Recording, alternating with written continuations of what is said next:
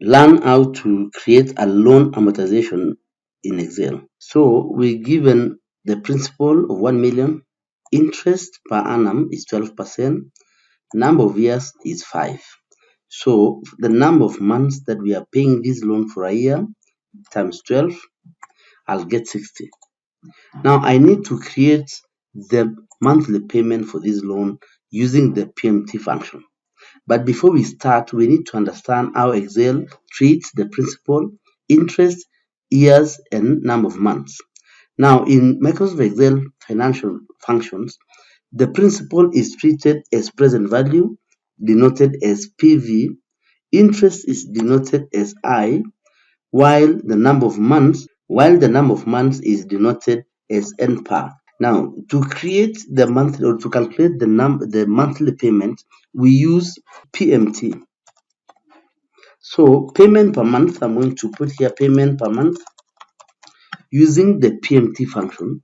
So we'll start calculating is equals to PMT.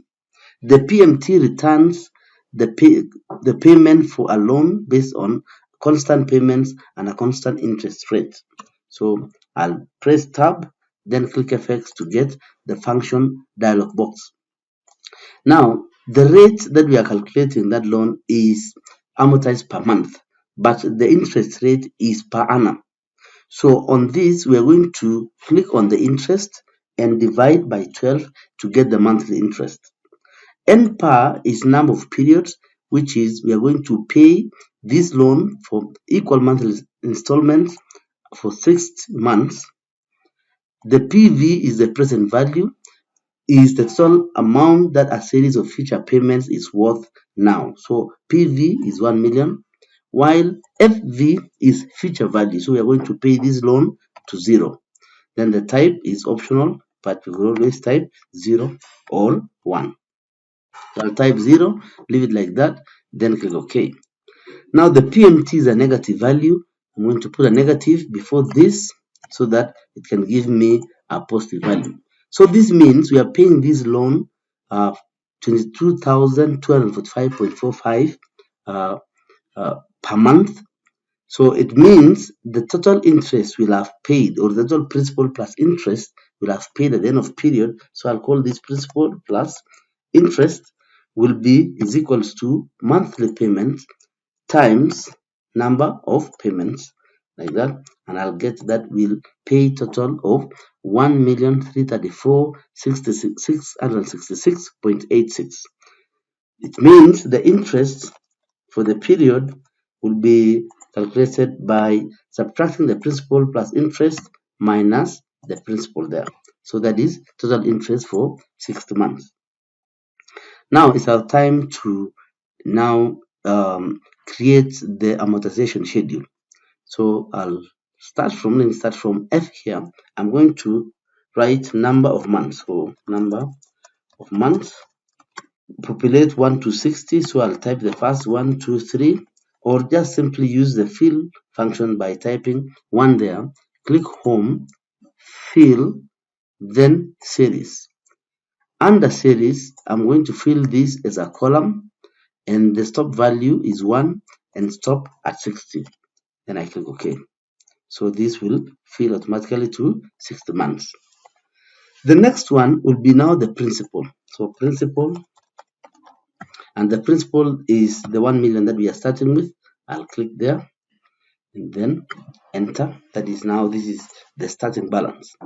Then we'll have to amortize this and calculate the interest for this based on these values. So I'm going to calculate the interest using the IPMT function. This will be equals to IPMT, like that, control plus A to get the function dialog box. So the rate is of course 12% divided by 12, but I need to log that by pressing F4 divided by 12. PER is 1. We are creating, or we are calculating the loan or the loan interest for that 1 month. NPER is 60 months, so I'm going to log that. Then the present value, since we are calculating this on a reducing balance, will be PV, which is the present value. I'm going to log that only the column so that it can move downwards whenever I pull down, then this becomes 0 as my now this becomes my future value. Then I click OK like this. So this means this is my interest for that period. I'm going to convert this and leave this as a negative.